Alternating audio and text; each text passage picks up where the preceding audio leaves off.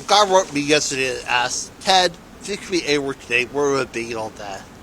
On something like Tahiti, or Cancun, or Hispaniola, Barbados, or Antigua, Los Angeles. I had to go through. I had to so.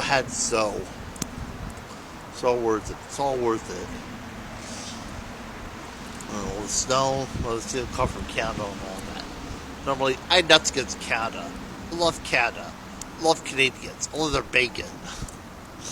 No, they're rewarded the horror movies up there. A lot of Muppet stuff was filmed up there. Frank Rock was filmed up there.